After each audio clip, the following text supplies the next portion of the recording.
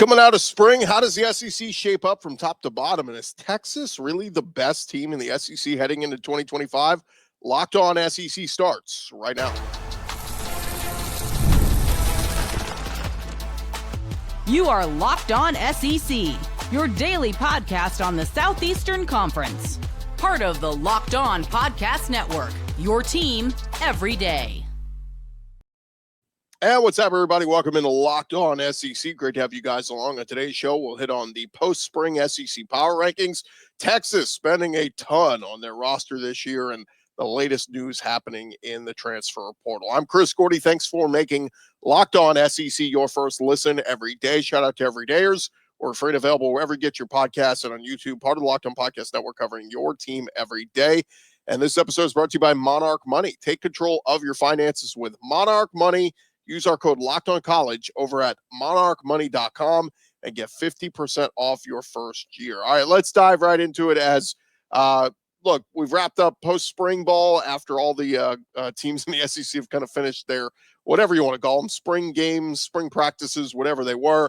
And now we can kind of take a look and take stock on who's got what and, you know, who's going to be the best teams from top to bottom. And luckily our friends over at Saturday Down South already did that. Adam Spencer over there kind of put it together. He said, here's how we rank the SEC teams now that spring practices are over from the top to bottom. And let's take a look at how they shape up. And what they have is they've got Mississippi State at number 16, Kentucky at 15, Arkansas at 14, Vanderbilt at 13. So that's your bottom four in the SEC. Mississippi State, Kentucky, Arkansas, Vandy. Then your next 12, you got Tennessee at 12, Mizzou at 11, South Carolina at 10, Auburn at 9. Then coming into the top, you've got top 8, you've got Oklahoma, Florida, Alabama, and A&M, 8, 7, 6, 5. And then your top 4, Ole Miss at 4, Georgia at 3, LSU at 2, and Texas at 1. So initial takeaways here, and I'll start from the bottom and work our way up. Mississippi State, yeah, I think it's easy to say they're probably they're the bottom team in the conference. I like Jeff Lebby as a coach, but man, he's just got a lot of work to do there. 1 year in, and man, they were scraping the bottom of the barrel there. I do think getting Blake Shapen back healthy will help. Shapen's played a ton of college football. He got a lot of skins on the wall. But I'll make a bold prediction on Mississippi State. I think they win one conference game this year. Win at least one, but probably right to have them at the bottom. Kentucky down at the second to last. It's almost like a regression to the mean. Like what Mark Stoops has done there in Kentucky the last few years. And I mean, what, 10 win season a couple years ago? But last year was rough. And Kentucky came crashing back down to earth. And now, you know, the roster overhaul they've had. I do think they've brought in some good pieces through the portal, but how quickly does it all gel and all that? Probably right to have Kentucky there. Now, here's where I have a problem. I don't think Arkansas is the third worst team in the conference. And again, this is just post-spring power rankings. We're not saying based on Arkansas' schedule this year and all this. And I do think, yes, Sam Pittman is very much on the hot seat this year. But Taylen Green is one of the best quarterbacks or most productive quarterbacks, one of the more productive returning quarterbacks in the country, particularly in the SEC. And Bobby Petrino's still there calling plays, right? So I think this is a pretty decent Arkansas team. Now, again, we can get into when we get into the schedule and everything that shakes out. But, I mean, I'd have Arkansas ahead of Vanderbilt. I can make a case for ahead of Auburn. Again, make a case. But I just think that's a little low for Arkansas. He's got Vanderbilt number 13. It feels low for a team that brings back Diego Pavia, right? I mean, everybody's expecting, Vanderbilt take it a step further. I mean, they beat Alabama last year. Can they take it a step further and get more consistent play from Pavia where maybe they win some of those close games that they lost last year? Here's the big one. Tennessee at 12. That is a mighty big fall. And let me be fair to Adam Spencer. And again, you can read his stuff at SaturdayDownSouth.com. He said, I'm worried about the quarterback's situation after the dramatic exit of Nico Iamaleava. Even if Joey Aguilar is a decent quarterback, learning the Tennessee system without getting to go through spring football will be difficult. Look, it's got to be one or the other. Either Nico was awesome, and this is a big loss for Tennessee, or people are saying Nico wasn't that good. Like, right? Isn't that what everybody's saying? Is like Nico wasn't that good?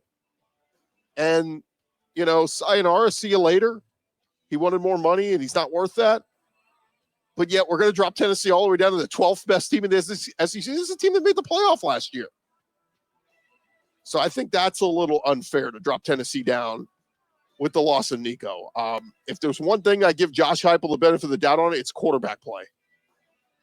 Look, even the subpar year from Joe Milton was still pretty good. I mean, overall.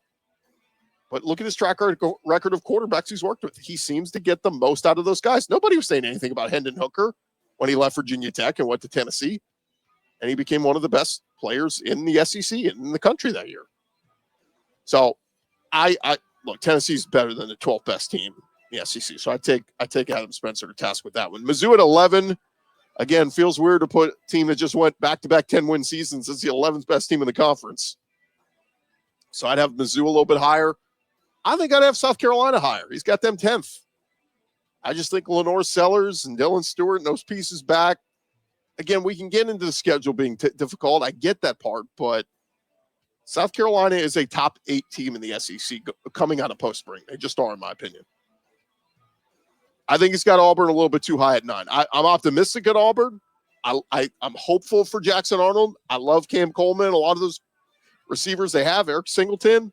I'm hopeful, but I got to see it to believe it. Hugh Freeze has not earned that trust yet these last 2 years at Auburn. So I'd have Auburn maybe below 9. I'd maybe put him 10 or 11 and say, go show me. Now, again, no one will be more happy and ecstatic than if Hugh Freeze succeeds this year. Jackson Arnold's awesome, and Auburn is a top 6 team in the SEC. I'd love that for them. Our buddy Zach Blackerby, I'd love that for him. But that's a little high, just in my opinion, for Auburn, who just coming out of spring ball. We didn't even get to see Jackson Arnold in the spring game. I mean, it is what it is. Oklahoma at 8. Yes, I'm a little bit bullish on them with the addition of John Mateer. Now, again, we could just say coming out of how they finished last year and just coming out of spring ball, like, I'm fine if you want to rank them lower than that. Say, you got to prove it first. But that's probably about right for Oklahoma. I think they're 8, and they could certainly be a top 6 team in the SEC if the John Mateer and Ben Arbuckle additions work, and the Jade Knott addition in the backfield. Florida at 7, I think, is, again, a little bit high. Yes, Florida had an awesome finish to last year. I don't want to take away from that and what DJ Lagway did. And I love DJ Lagway. But Florida still has a tough schedule.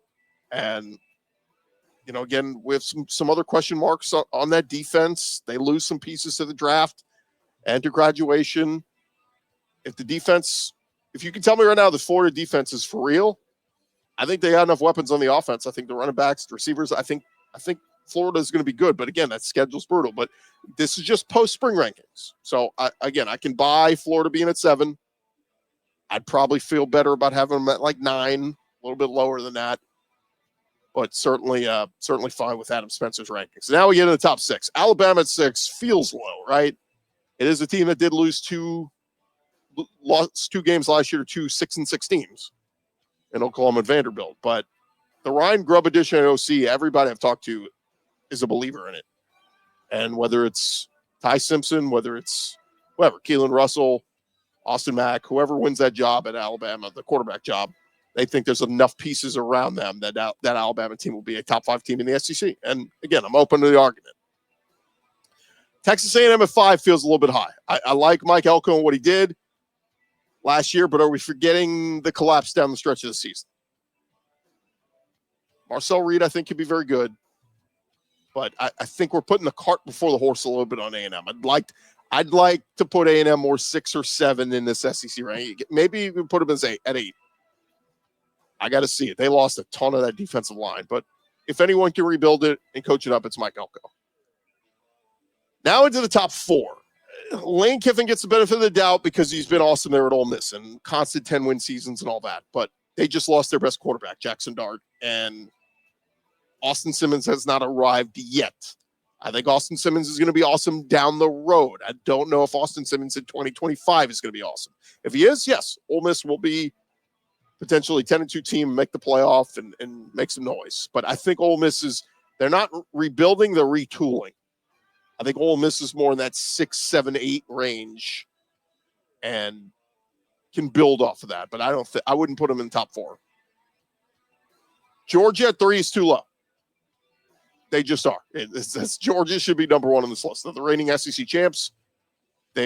Kirby has just restocked at every position, defensive line, offensive line. I mean, they keep coming at you.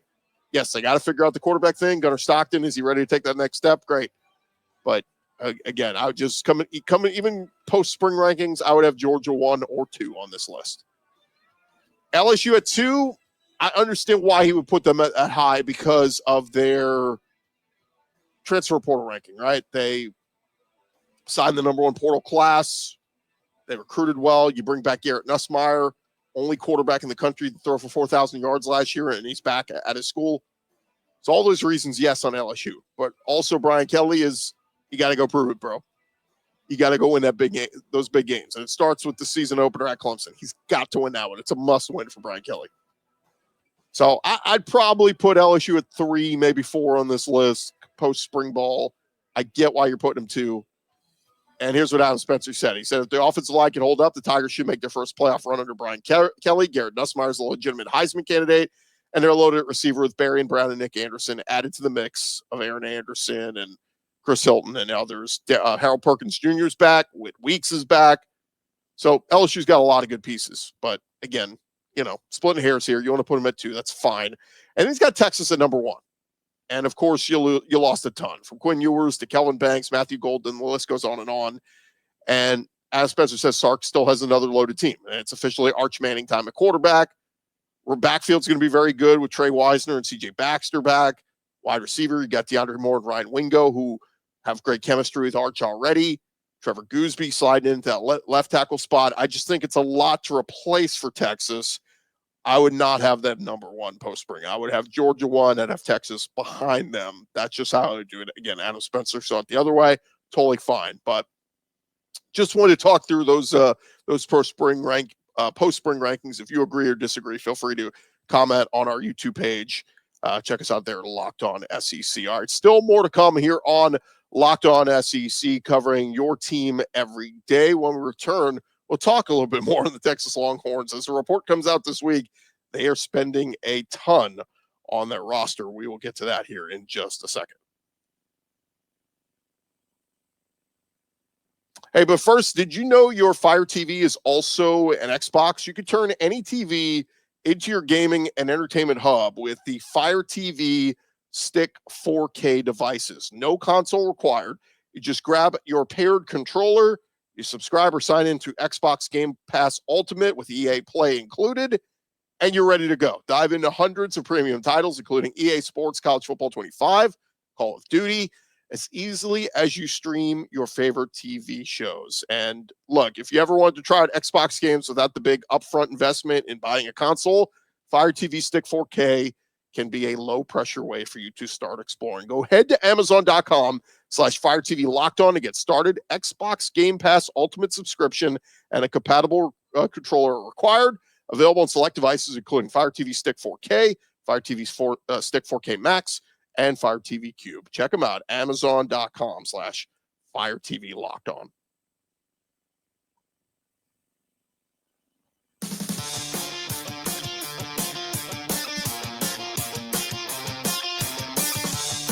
All right, roll along here to Locked On SEC, part of the Locked On Podcast Network, covering your team every day. And look, I know it feels like we talked a lot about the Texas Longhorns this week. We caught up with Steve Sarkisian earlier this week at one of his coaches' events. And so, and Arch Manning's been a big topic of discussion as well. But how about the rest of that roster? That's kind of been the big focus on the Texas Longhorns. And that's where I kind of wanted to start today with all the conversations of, is Texas the preseason number 1 team? Like some folks have them. Like we said, Adam Spencer's got them the number 1 power ranking SEC team coming out of post spring. Well, enter this report that came from Kirk Bowles of the Houston Chronicle, sharing a report on Wednesday morning that, according to his sources, the budget for the Longhorn roster this fall is somewhere between $35 million and $40 million. That's accounting for the projected revenue sharing figures and payouts from the Texas One Fund. So, look, it's an outlandish figure, and it could just be a one-off that nobody else is even approaching what Texas is spending. According to Bowles, Texas will eventually phase out their NIL collective due to the school revenue sharing. He said, according to one source on the high payouts, it's just unsustainable. The next season after this year, the whole world will be back to reality. Kirk Bowles also talked about Arch Manning as being the team's highest paid player, but reports that Manning does not take any money from the school. The Manning family lined up deals independently, reportedly with no help from the school. And look, that's honestly what they should be doing is like, they can sell Arch. Why do they need Texas to sell Arch? They can go sell their own endorsement deals and all that. And if you've seen, what was it, an Uber or Lyft, one of those that, one of those ride-sharing services, Arch was already, endorsing and all that. But, we just witnessed last year, Ohio State reportedly threw out a $20 million roster and went on to win the national championship. So the numbers reported on Texas' roster, not a big surprise, but there is eternal optimism that the cost of these rosters will go down with the revenue sharing. And again, my big question of that is, are we just going to, how's the NCAA going to cut off NIL collectives? How are you going to stop that from happening? It's still going to happen. I mean, even if you outlaw, quote unquote, outlawed, it's still going to backdoor handshakes and backdoor deals have always been a part of college sports. It just is. But Kirk Bowles, his report puts a little bit more light on what the top programs are spending. Now, again, you look at Ole Miss last year, they had the top portal class. They went out and spent a ton on guys like Princely Amonmielen and Walter Knoll and all these guys. And what did he get them? 3-loss season, Ole Miss still missed the playoff. It was their best team they've had since Lane Kiffin's been there with Jackson Dart and all the other pieces, and they still missed the playoff. And then we go back to the infamous, of course, Texas A&M buying the number one recruiting class a couple years ago when Jimbo Fisher was having fighting words with Nick Saban publicly. And at the end of the day, it ended up being a bust for A&M. That the number one portal class did not win them a championship. So, look, just because you're spending money does not equal wins. You got to have the right combination of good coaching, a forgivable schedule, a little luck on your side. You got to have a little luck to go with it, and you got to have a great roster. You got to have all those things. There are some teams that had great roster, but not great coaching. There are some teams that have great coaching, not great roster. There are some teams that have great coaching and great roster, but didn't have a little luck. Some of those late games didn't go their way. Look at Alabama last year. I think Kalen DeBoer's a good coach. I think Alabama had a good roster. Jalen Milroe, some mistakes down the stretch of some games. The Vanderbilt game doesn't go their way. The Tennessee game doesn't go their way. So you got to have a little bit of all those things en route to winning a national championship. And unfortunately for the SEC, it's been 2 straight years of not playing for one, not going to win a national championship of football. So Texas, they are hoping that the spending will certainly end up that way. But according to a report from the Houston Chronicle, Kirk Bowles saying that Steve Sarkisian, his program, upwards of $40 million on their roster. Will it pay off for them? We will find out. But again, they've added a lot of pieces, in recruiting, a lot of true freshmen they're expecting to step in and make an impact on top of some of those pieces they've added to the portal, particularly on the D-line. And I had somebody ask me about Texas and the D-line, what they think on them retooling there. Well, they've done a pretty good job. Look at the guys who just went in the draft, Vernon Broughton and Alfred Collins. And now, you got the hardest part figured out on Texas' defensive side. You've got, Anthony Hill and Colin Simmons are absolute studs. In the secondary, you got Malik Muhammad and Michael Taft. So they've got dudes, and the schedule is feasible, right? I mean, we know last year that they had one of the easiest schedules in the conference, and everybody keeps the same opponents, right? All you do is flip home and away. And this year, Texas will just flip home and away. Now, they do open on the road at Ohio State, the reigning national champs. That's going to be tough. But outside of that, their next toughest games, I mean, they got to go to Florida with DJ Lagway. Won't be easy. They get OU on the neutral field in Dallas. They got to play at Georgia. That's tough. But their other road games are at Kentucky and at Mississippi State, winnable. And then, your other home games, you get Vandy at home, get Arkansas at home, and then Texas A&M to finish off the season. And You took care of business against them in College Station last year. We'll assume they will do it again in Austin this year. So there you have it. That is the latest on that story. When we return here on Locked On SEC, we'll get you the latest going on in the SEC and the transfer portal. That's coming your way here in just a second. Hey, look, have you guys ever looked at your bank account and wondered, where did all my money go? Between dining out, online shopping, and entertainment, it's easy to lose track, and that's where Monarch Money comes in. They're your personal CFO that's going to give you full visibility and control over your finances. Monarch Money isn't just a budgeting app. It is a complete financial command center. You can track all your accounts, investments, and spending in one place, so you can stop just managing your money and start building your wealth. Managing money with your partner is smoother than ever. You can track shared and personal accounts, set goals, and stay on the same page without all the stress. Go take control of your finances with Monarch Money. Use code LOCKEDONCOLLEGE at monarchmoney.com. Get 50% off your first year. That's Monarch Money, MONARCH, money.com. Code LOCKEDONCOLLEGE for half off your first year. Go take control of your finances right now with Monarch Money.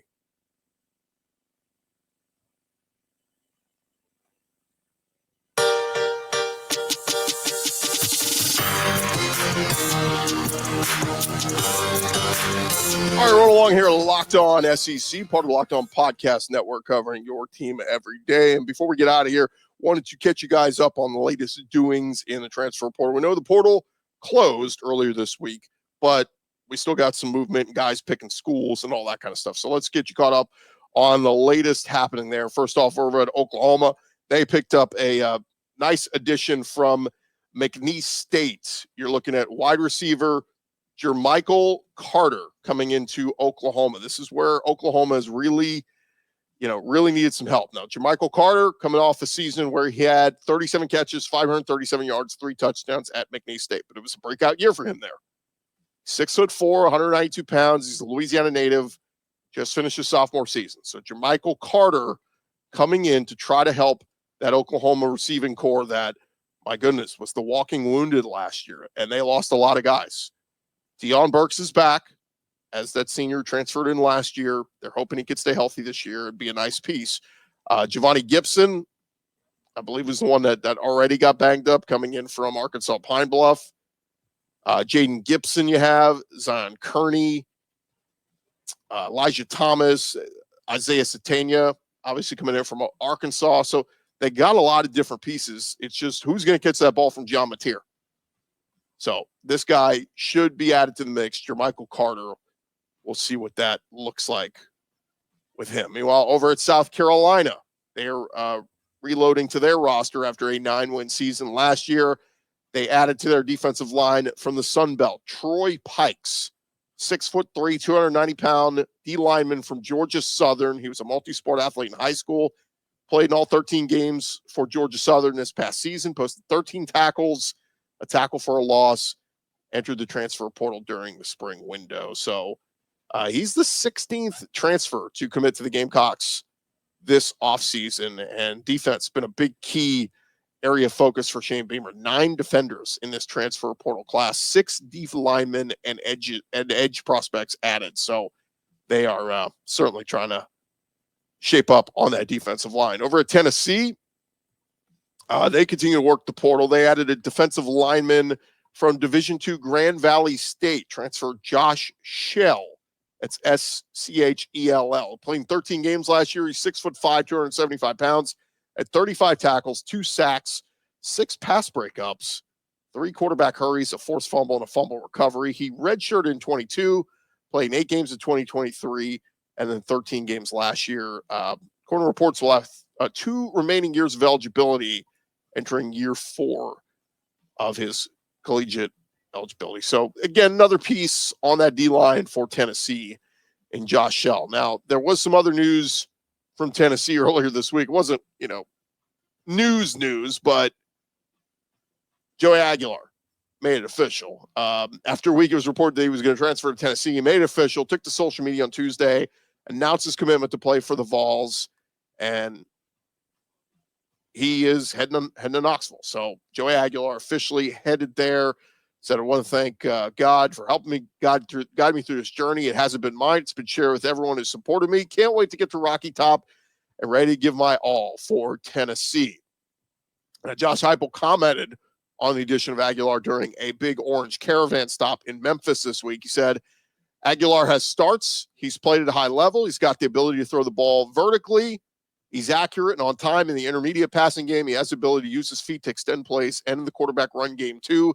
It's similar to the traits that we have with guys on campus right now. So it'd be fun to see. Like I said, I think track record of Josh Heupel with quarterbacks speaks volumes. So let's go see him put it to work.